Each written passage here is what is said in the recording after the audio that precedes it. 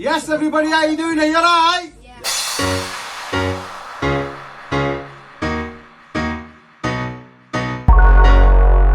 What's happening, Blades? Another win last night. Happy with that. For some reason, I was really nervous yesterday, even during game. And looking back, we were very comfortable. Hull gave us a good game. It looked end to end, looking at some highlights.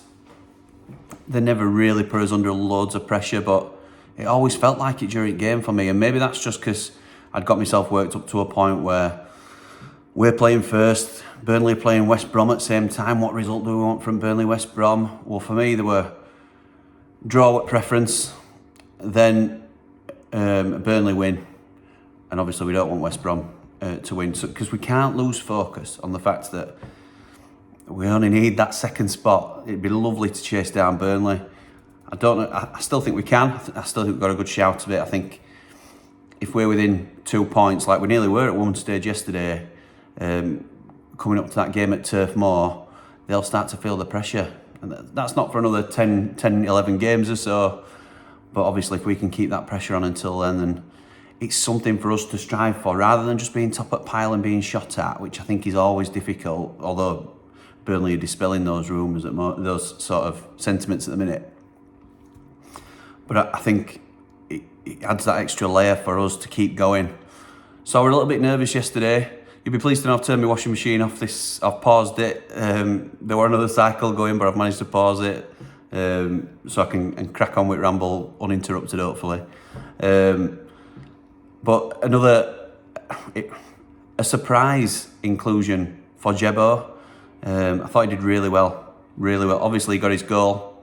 He missed what were an easier chance, I thought. Obviously, for his goal, he's, 8 yards out, one-on-one with keeper essentially, but he needed to use really quick feet to get it out from under him and shoot on target past the keeper. So I thought it was a well-worked goal from our team. But then he got himself into a position, one-on-one with keeper, and he's hit it smack bang at him, which just shows a touch of naivety for me. But he spoke about it afterwards. He knows he should have gone across the keeper, as everybody's taught as a kid. We were talking about it in car as well, and while Billy would have finished that chance, would he have got there? Because it was Jebo's pace that got him into that situation. I know Billy's great at finding positions, but Jebo sort of created that one out of nothing. So I think there's merit for me, but the question I'm going to ask you is, does Jebo keep his place? And I think it's ideal, just to give you my perspective on it, I think it's ideal that we've got a cup game next against a team that we don't need to win it like we do the league games. Obviously, it'd be nice to have the cup run, which we've touched on previously, but we don't need to win it. So I think you can leave Jebo in as a reward for his goal and performance, and then if he has another good game, even scores, then he's every right to say, I keep the shirt. And that's even more of an interesting subject now that McBurney's back, who caused an immediate impact. I did have my concerns about McBurney coming back, I have to say. Only because we've seen him when he's not been fully fit. And from all reports, he hasn't been fully fit throughout a lot of his time, whereas he's been playing through pain barrier and struggling to get up to speed in games, which is why we haven't seen the maximum out of him until this season, which he's talked about. He's doing individual gym sessions and getting himself in peak physical condition. But obviously then he's had the procedure in World Cup break, and then his ankle's been affected as well, which has been a concern, slightly injury prone. And then it was just a case of, is he going to come back at full tilt like he was when he went away? But he looked good last night. Didn't look like he missed a step, to be honest. Immediately got involved. Their player ended up getting sent off for what I thought were, obviously, Tete instigated it, but McBurney doesn't stand down, does he either? So, I think it were a harsh red, if I'm honest. I think it was more of just a bit of a scuffle about nothing. Obviously, advantage went to us with him getting red, but I just love that sort of spirit. There's a clip going around as well. Jack Robinson, I'll post it here.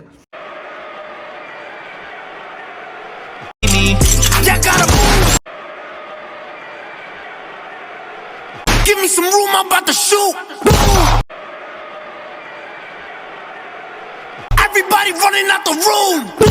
Everybody. So Jack Robinson, obviously that's hilarious because Connolly we just don't like. I don't know why. I don't mind Hull as a team. I liked the fact that they came and had a go. The fans try and create some sort of fake rivalry with us. I don't know why. I don't know why they seriously dislike us. And there was something about scarves. I didn't see any of that because we were over on John Street and it was at far end at South Stand, I think. So if anyone knows what went off with Hull scarves, put it in comments below for me and other people to see. But yeah, Connolly is a nuisance and looked a little bit lively yesterday, but went down with every touch. And one thing you have to say about Jack Robinson is, for all that, I thought he played well yesterday, I have to say. As did a lot of people. Berger had a better game, which I'll come to. But Jack Robinson, I'm terrified when he's got ball at his feet because I don't think he deals well with being pressed. But the one thing you can't say about him is he ain't tough. He sticks his head in. He's always in front. And obviously with that clip that you've just seen, throwing Connolly to the ground, who's trying to grab his shirt and stuff like that. So I thought there were a few yellows yesterday. Obviously there were the red, but a few yellows yesterday. I watched Nick's review straight after they get a caught back end of it, and he was saying, just as I came on, that he thought bookings were justified, and I'd agree. I thought, there were some that were unnecessary from us. Norwood leaving his feet, and just daft bookings really. And Nell pulling somebody back on halfway line, but we've got 2 or 3 already covering. I didn't think it were necessary, but I won't complain at them being bookings because I thought they were fair. So yeah, overall a really positive result. I were only relieved on 90th minute because whenever it's 1-0, it's always up in the air, isn't it? So, but I thought Berger had a better game. I thought Tommy Doyle were great. My man at match though, and I'd be keen to hear yours because I've heard loads of different opinions on it. My man at match was John Egan. I thought he marshalled the defence really well. They pressured us, but we never really looked in a lot of bother. There was one corner that came in near post, and Al Connolly weren't offside for that through ball early doors from Estepinian. Robinson throws his arm up. He looked 2 yards well offside, but obviously Wes out quickly and got down low and smothered and saved. So really good, another really good 3 points, clean sheet, can't complain at all. I think that's 14 points clear of Watford now as I record. They were obviously playing today against Rotherham. I don't know who I want to win that, to be fair. I might say a draw's best for us. And the only reason I say that, obviously Rotherham are miles away from us and we don't need to worry about them in terms of challenging us. But we play them next in league, don't we? So what we don't want is them beating Blackburn 4-0, then going to Watford and picking something up before we have to go see them. So yes, I want Watford to drop points, obviously, because they're the danger, but I do think Watford will naturally fall away. Being 16 points clear of West Brom, who are on the same games as us now, is huge because they are a problem side. They've still got to come to Lane, and I think as long as we don't get beat, then that's them done for chasing us down. It's obviously just Borough. I think if Sunderland do a job on Borough on Sunday, which is a derby obviously, and it's at Sunderland and no mugs, then I think I'll be a very happy boy this weekend with results. Can't complain at all. So yeah, fantastic that. Nothing negative from the game yesterday. In terms of subscriber count, I'm absolutely amazed and overwhelmed really with a sudden sharp increase. I've sort of said last time that it was slow progress, and it's understandable. We're going to have fits and starts and people might even drop away, which we hope don't happen. And if you think my content's poor at any stage or not quite hitting the mark, then let me know and I'll try and improve. But we've had a huge bump from my last video. Obviously, I appreciate the ownership is a really topical thing at the minute, so people are interested, but hopefully you're sticking around because you like my slant on it. So I'm going to talk about something else that's hot off the press at the minute and sort of in the news, and people are a little bit concerned about it. But we're no longer on the canoe. We've smashed it. I'm over 250 now since we last sat down, so we're now gonna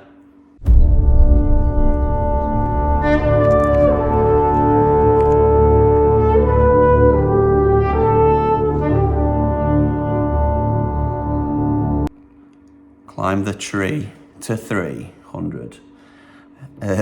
So if you can join me by spreading the word, as I say, share your links with your friends, let your mates know. There's a lad who rambles on and talks about Blades, he talks rubbish, but I like to disagree with him, or however you want to phrase it, then just let's spread the word and try and get up to that next milestone, that 300 mark. So thanks again for your support. The spotlight for today, as I've just briefly mentioned, is on the embargo.